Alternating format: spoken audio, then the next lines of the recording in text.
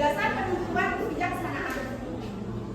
Pemerintah memakai data statistik untuk membuat kebijakan yang tepat. Kemudian yang terakhir, membantu perusahaan bisnis, yaitu perusahaan memakai data untuk menentukan harga, produksi, dan strategi pasar.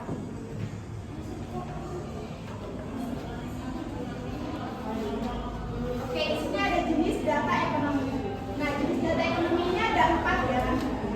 Yang pertama ada kualitatif, kedua kuantitatif, yang ketiga data primer, dan keempat data sekunder. Nah, data kualitatif ini adalah data berbentuk kategori. Contohnya jenis usaha, terus kelompok barang. Kemudian kuantitatif. Nah, kuantitatif ini yaitu data berbentuk angka. Contohnya harga, jumlah produksi, kemudian ada pendapatan. Kemudian yang ketiga ada data primer. Nah, data primer ini adalah data yang dikumpulkan langsung. Misalnya melalui survei atau wawancara. Kemudian yang terakhir ada data sekunder. Data yang lembaga atau publikasi. Contohnya laporan BI, BPS, bank atau jurnal. Oke, selanjutnya penjelasan awal.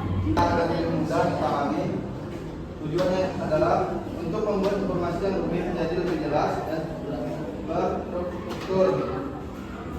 Nah, jadi data itu yang umum bisa digunakan yaitu yang pertama ada tabel.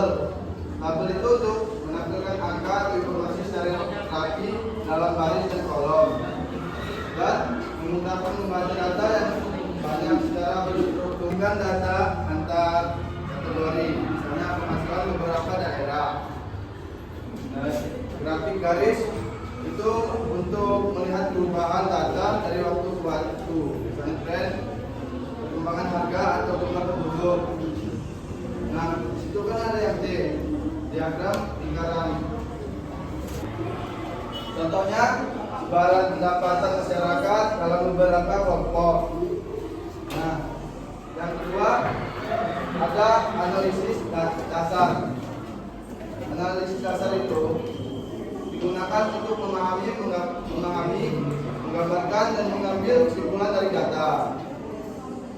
Yang pertama, keramaian, median, dan modus.